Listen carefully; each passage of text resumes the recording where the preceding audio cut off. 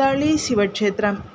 തളി ശിവക്ഷേത്രം അഥവാ തളി മഹാക്ഷേത്രം കേരളത്തിലെ കോഴിക്കോട് നഗരത്തിൻ്റെ ഹൃദയഭാഗത്ത് സ്ഥിതി ചെയ്യുന്ന ശിവന് സമർപ്പിച്ചിരിക്കുന്ന ഒരു ഹിന്ദു ക്ഷേത്രമാണ്. 14-ാം നൂറ്റാണ്ടിൽ കോഴിക്കോട് സാമൂതിരിയാണ് ഈ ക്ഷേത്രം നിർമ്മിച്ചത്. കോഴിക്കോട് പട്ടണത്തിൻ്റെ ഹൃദയഭാഗത്തുള്ള ഒരു പുരാതന ക്ഷേത്രമാണ് തളി ക്ഷേത്രം. ശിവനാണ് പ്രധാന ദേവൻ. ശ്രീകോവിലിലെ ജ്യോതിർലിംഗം പരശുരാമൻ സ്ഥാപിച്ചതാണെന്ന് വിശ്വസിക്കപ്പെടുന്നു. കോഴിക്കോട് റെയിൽവേ സ്റ്റേഷനിൽ നിന്ന് 1 കിലോമീറ്റർ കിഴക്കായിട്ടാണ് ക്ഷേത്രം. പാളയം മാർക്കറ്റിനാൽ ചുറ്റപ്പെട്ടിരിക്കുന്നു. കോഴിക്കോട് ഭരിച്ചിരുന്ന സാമൂതിരിമാരുടെ കുടുംബക്ഷേത്രമായിരുന്നു ഇത്. ക്ഷേത്രം ഇപ്പോൾ മലബാർ ദേവസ്വത്തിൻ്റെ കീഴിലാണെങ്കിലും സാമൂതിരിയാണ് മാനേജിംഗ് ട്രസ്റ്റി. പരമ്പരാഗത കേരള വാസ്തുവിദ്യാ ശൈലിയിലാണ് ക്ഷേത്രം നിർമ്മിച്ചിരിക്കുന്നത്. 2 നിലകളുള്ള ശ്രീകോവിൽ ഒരു രഥത്തിൻ്റെ ആകൃതിയിലാണ്. ശിവൻ്റെ പരിവാരത്തിൻ്റെ ചുവർചിത്രങ്ങളും ഗ്രാനൈറ്റ് ശില്പങ്ങളും കൊണ്ട് ഇത് അലങ്കരിച്ചിരിക്കുന്നു. ശ്രീകോവിലിനുള്ളിൽ താലി ഗണപതി, തേവാരത്തിൽ ഗണപതി, തൃമാന്തംകുന്ന് ഭഗവതി എന്നീ പ്രതിഷ്ഠകളുണ്ട്. ശിവക്ഷേത്രത്തിൽ പുറത്ത് ശ്രീകൃഷ്ണൻ, തേവരത്തിൽ ഭഗവതി, അയ്യപ്പൻ, ശ്രീവിഷ്ണു, നാഗം എന്നിവരെ പ്രതിഷ്ഠിക്കുന്നു. ശ്രീകൃഷ്ണ ക്ഷേത്രത്തിനുള്ളിലാണ് ശ്രീ വളയനാട് ഭഗവതി വിഗ്രഹം സ്ഥാപിച്ചിരിക്കുന്നത്.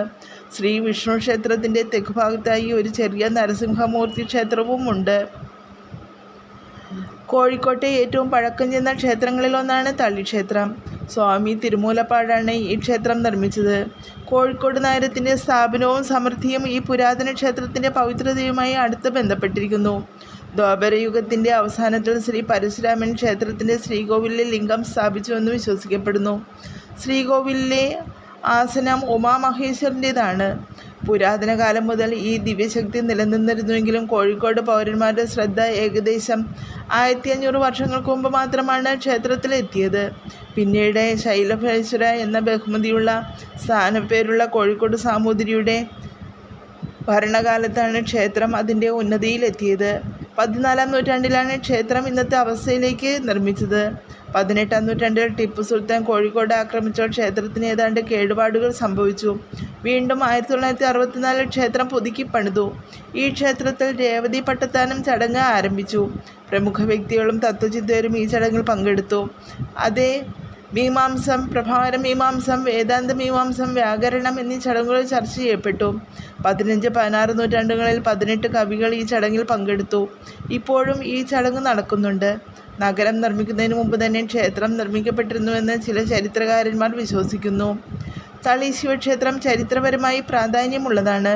നിരവധി ദേവതകളും മനോഹരമായ നിർമ്മിതികളുമുള്ള ഒരു നിധിമന്ദിരമാണിത്. 2 നിലകളുള്ള ഒരു ശ്രീകോവിലാണിത്. രഥരൂപത്തിലുള്ള ഇത് ചുവർചിത്രങ്ങളാൽ അലങ്കരിച്ചിരിക്കുന്നു. ക്ഷേത്രത്തിൻ്റെ എല്ലാ വശങ്ങളിലും ആനയുടെ വയറിൻ്റെ രൂപത്തിലുള്ള വലിയ മതിലുകളാൽ സംരക്ഷിക്കപ്പെട്ടിരിക്കുന്നു. കൂടാതെ ക്ഷേത്ര സമുച്ചയത്തിനുള്ളിൽ മികച്ച ഗ്രാനൈറ്റ് ശില്പങ്ങളുണ്ട്. ഈ ശില്പങ്ങൾ ശിവനെ ചിത്രീകരിക്കുന്നു. പക്ഷികളുടെയും മൃഗങ്ങളുടെയും ശില്പങ്ങൾ ഇവിടെയുണ്ട്.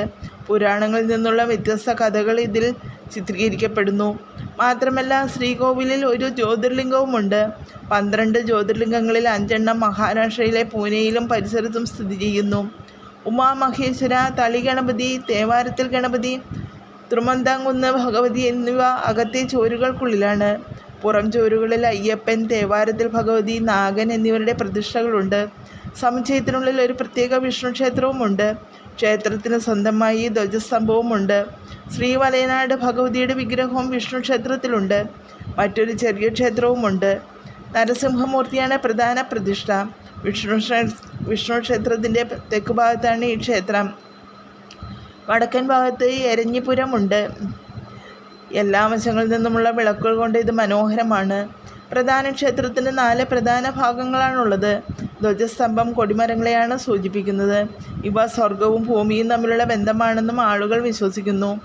ആനക്കൊട്ടിൽ കൊടിമരവേദിയാണ്. ആനകൾക്കായി ഇത് നിർമ്മിച്ചതാണ്. ഗോപുരങ്ങൾ വലുതാണ്. സങ്കീർണമായ കൊത്തുപണികളാൽ ഈ കവാടങ്ങൾ കണ്ണുകൾ കൊണ്ട് മറ്റൊരു വിരുന്നാണ്.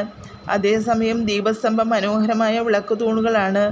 സമുച്ചയത്തിനുള്ളിലെ വിവിധ ക്ഷേത്രങ്ങൾ ശിവക്ഷേത്രം, നാലമ്പലം, കൃഷ്ണക്ഷേത്രം എന്നിവയാണ്. ആഘോഷിച്ച ഉത്സവങ്ങൾ. മഹാശിവരാത്രി, രേവതി പട്ടത്താനം. ഈ ഉത്സവം ഇപ്പോഴും ക്ഷേത്രത്തിൽ നടക്കുന്നു. 7 ദിവസം നീണ്ടു നിൽക്കുന്ന ഒരു സാംസ്കാരിക പരിപാടിയാണിത്. ഒക്ടോബർ അല്ലെങ്കിൽ നവംബർ മാസങ്ങളിലാണ് ഇത് നടക്കുന്നത്. ഐതിഹ്യമനുസരിച്ച് നമ്പൂതിരിമാരെ വധിച്ചതിൻ്റെ പ്രായശ്ചിത്തമായിട്ടാണ് സാമൂതിരിമാർ ഈ ഉത്സവം ആരംഭിച്ചത്. അവതരിപ്പിക്കുന്ന പണ്ഡിതന്മാർക്കും പ്രതിഫലം ലഭിക്കും. ഏറ്റവും വലിയ ഉത്സവം മലയാള പുതുവത്സരാഘോഷമാണ്. 7 ദിവസമാണ് ഉത്സവം. ഈ സമയത്ത് ആളുകൾ ശിവനെ ആരാധിക്കുന്നു. രാവിലെ 4:30 AM മുതൽ 11:30 AM വരെയാണ് തളി മഹാദേവ ക്ഷേത്രത്തിലെ ചടങ്ങുകൾ. വൈകുന്നേരം 5 മുതൽ രാത്രി 8:30 വരെയും. തളി മഹാദേവ ക്ഷേത്ര ഉപദേവതകൾ: താലി ഗണപതി, തേവാരത്തിൽ ഗണപതി, തിരുമന്താംകുന്ന് ഭഗവതി, ശ്രീകൃഷ്ണൻ, തേവാരത്തിൽ ഭഗവതി, അയ്യപ്പൻ, വിഷ്ണു, ശ്രീ വളയനാട് ഭഗവതി, നരസിംഹമൂർത്തി എന്നിവയാണ്.